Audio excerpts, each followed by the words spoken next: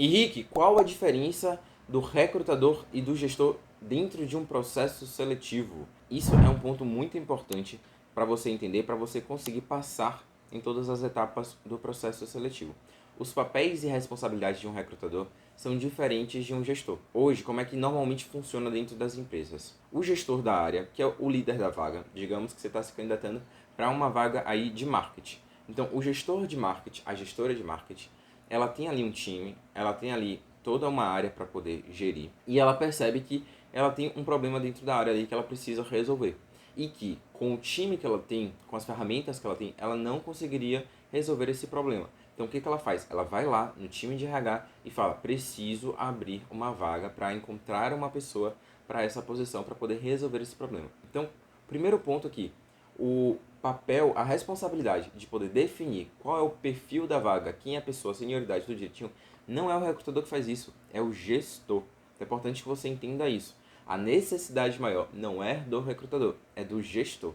Então, quando você chega na fase final da entrevista com o gestor, é o momento de fato de você passar segurança para aquela pessoa de que você realmente é a pessoa certa para aquela posição, tá? Então, muito importante que você entenda esse ponto. E aí, qual é o papel do recrutador? Qual as responsabilidades do recrutador? O recrutador, ele tem o papel de ser ali o gestor do processo seletivo. Então, o recrutador, ele não vai fazer só a entrevista, ou ele não vai só fazer a triagem de currículo. O recrutador, ele tem todo um papel também de acompanhar todos os candidatos em todas as etapas do processo. Então, normalmente, o que acontecia no meu cenário? Eu tinha lá, eu tenho muita experiência em tecnologia, vocês sabem disso já, né, para quem me acompanha aqui. Então, normalmente, os tech managers, eles chegavam para mim: Rick, eu tenho uma vaga aqui de desenvolvedor back-end. Eu preciso muito que você me ajude a contratar essa pessoa. Aí eu fazia lá o alinhamento com o gestor para poder entender qual era o perfil, quais eram as competências que eu precisava buscar, tudo direitinho. E aí começava o processo de busca dos candidatos. Fazia o processo de busca no LinkedIn para poder abordar as pessoas ativamente. Eu abria a vaga lá na GUP para poder fazer com que as pessoas elas se inscrevessem na vaga e eu recebesse o currículo delas. E aí essas pessoas eu continuava ali dentro do processo seletivo. Chamava para uma entrevista, fazia um primeiro filtro e depois avançava no processo. Normalmente, depois da minha entrevista, a primeira entrevista com a RH, sempre tinha uma entrevista mais técnica, porque eu não era especialista na área.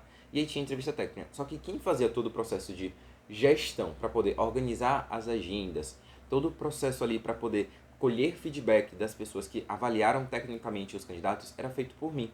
Então eu sempre fazia toda a parte do gestão do processo seletivo. Aí, com base nos feedbacks das pessoas que entrevistavam tecnicamente, a gente avaliava, eu e o gestor, quem ia para a entrevista final, para a entrevista com o gestor, para ver quem seriam os candidatos que faziam mais sentido para aquela posição.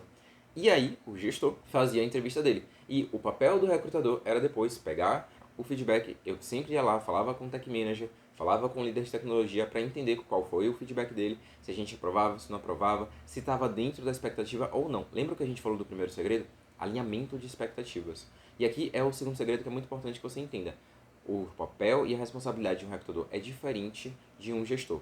O recrutador, ele nunca vai ser a pessoa que tem a dor ali de resolver o problema da área. Para resolver o problema da área, você tem que focar muito no ponto ali do gestor, para mostrar que você é a pessoa certa para resolver aquele problema.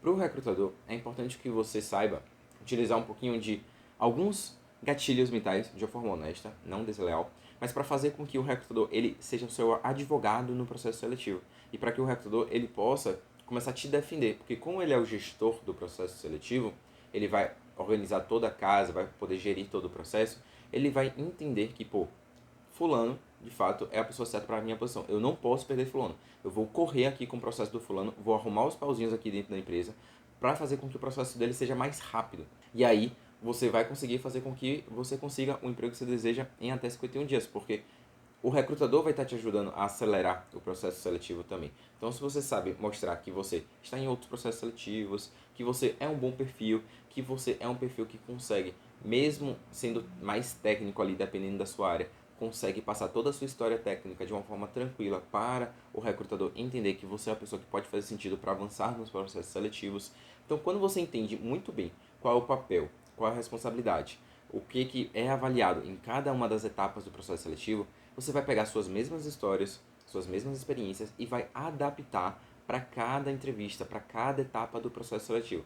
Isso vai fazer com que você realmente se torne um perfil muito mais dedicado ali dentro do processo seletivo e vai começar realmente a se destacar dos seus concorrentes.